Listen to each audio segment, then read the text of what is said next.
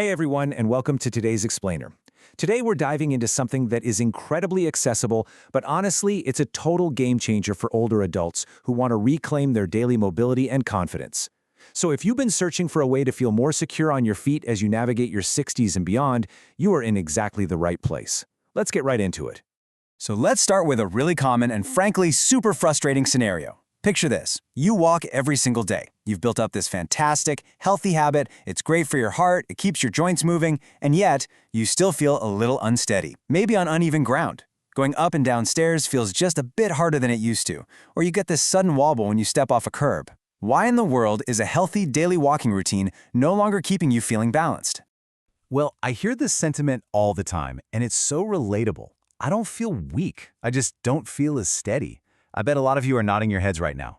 People just assume that growing older automatically means your muscles are getting weaker. And yeah, some muscle loss happens, but strength and balance, they are definitely not the same thing. You can have incredibly strong legs and still struggle to stay upright. We really need to separate raw muscle strength from the actual biological mechanics of stability. To really understand why this happens, let's jump into section 1, Vấn đề tuổi sáu mươi cộng, and take a look at what physically happens to our routines as we age. Think about your typical daily walk. If you've been walking forward your entire life, which, let's face it, we all have, your brain is essentially on cruise control. Decades and decades of forward walking have literally put your brain on autopilot to save energy. But here's the catch. When a movement becomes that predictable, it completely stops challenging your nervous system. It's like doing the exact same crossword puzzle every single morning for 20 years. Eventually, you could do it in your sleep. But when you introduce an unfamiliar movement, it's like suddenly switching to driving a manual transmission car. Boom! Your brain has to wake up and actually pay attention again. And that brings us right to Section 2, Giải mã hệ thần kinh, where we decode the nervous system and see how the brain communicates with the body. Imagine your nervous system is a massive symphony orchestra. Your brain is the conductor, your muscles are the musicians, and your joints are the instruments. When we're young, every little signal from the conductor reaches the musicians lightning fast and with perfect precision. But as a normal part of healthy aging, this communication just slows down a tiny bit. The brain is still sending the right instructions, but the message isn't delivered quite as fast. And that right there is why you feel less steady. The timing of your internal orchestra is just a fraction of a second off. The really crucial piece of this puzzle is understanding how your body knows where it is in space. Here's a word you absolutely need to know: proprioception. Think of it as your body's internal GPS. It uses pressure sensors in your feet, your inner ear, and your joints to tell your brain exactly where your limbs are, even if you close your eyes. But as we get older, this internal GPS gets a little rusty, simply because we don't challenge it anymore. It craves unfamiliar terrain to stay sharp and accurate. But hold on, because here is the most fantastic news. Take a look at this concept: neuroplasticity.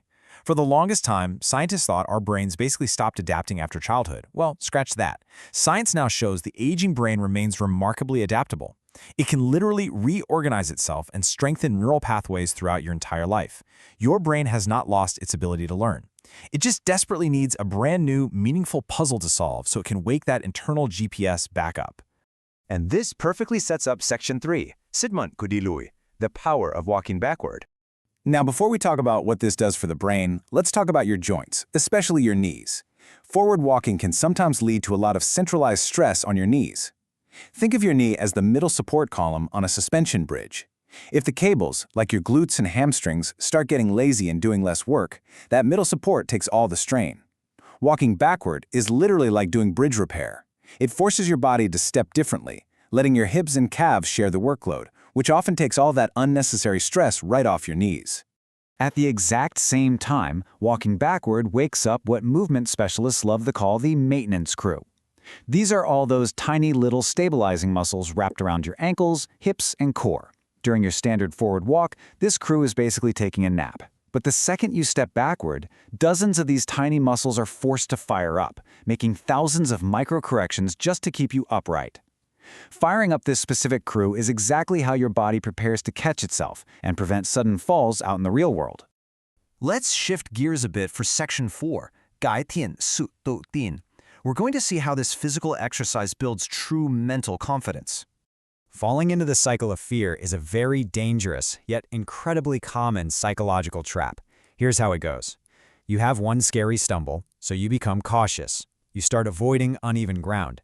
Over time, you move less, so your muscles weaken, your reaction times slow down even more, and your confidence absolutely plummets, which just feeds the fear all over again. The way out of this is rebuilding trust. By introducing safe, unfamiliar movements, you're slowly teaching your nervous system that, hey, it can still adapt and protect you. And we can actually level this up to build even more trust. Once you feel perfectly comfortable just stepping backward, we turn it into a full body coordination challenge just by adding a natural arm swing. So you stand tall, relax your shoulders, and as your right leg steps back, your left arm swings forward. A lot of older adults actually lose this natural crossbody rhythm over time. Forcing your upper and lower body to communicate smoothly like this, it is a massive, massive coordination boost for your brain. Okay, so once you've mastered that, we throw in dual tasking. Because think about it, real life constantly forces us to move and think at the same time, like navigating a crowded grocery store while trying to remember your shopping list. To practice this safely at home, try walking backward while counting backward from 20, or try naming the months of the year in reverse order. It gently layers a physical movement with a mental task, teaching your brain how to divide its attention safely. All right, so how do we actually put this into practice? Let's move to Section 5, Gewat Tub Mui Foot, your highly requested 10-minute practice plan.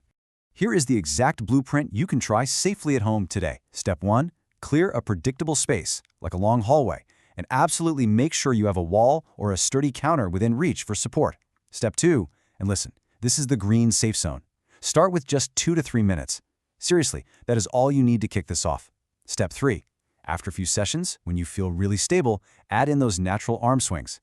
And step 4, throw in that mental challenge we just talked about. Remember, we are building quality here, not quantity. Now let's talk about the red zone, because safety has to come first. If you have severe balance issues, advanced neurological conditions, significant vision loss, or if you feel any sharp increasing pain in your joints while trying this, you need to hit pause and talk to a doctor or physical therapist first. Also, please do not rush out and try to do 20 minutes on your very first day, and avoid constantly twisting your neck to look over your shoulder, because that completely throws off your balance. Ultimately, I want you to remember this simple equation. Consistency is so much greater than intensity. Your nervous system learns through repetition, and healthy adaptation is a gradual process. Don't think of this as some punishing workout. Think of it as practice. You're practicing for stepping off a curb safely. You're practicing for playing with your grandkids without worry. Small improvements, done consistently for just 5 to 10 minutes a few times a week, will create massive long-term progress for your independence. Look, growing older absolutely does not mean your body stops learning. It just means it learns differently. Walking backward gently taps your brain on the shoulder, asks it to pay attention, wakes up your internal GPS, and proves that your body is still more than capable of surprising you. So, I'm going to leave you with this question. Will you challenge your body to learn differently today? Start small, stay safe, and take pride in every single step. Thanks so much for joining me for this explainer. Take care of yourself and keep moving forward. Or, well, in this case, backward.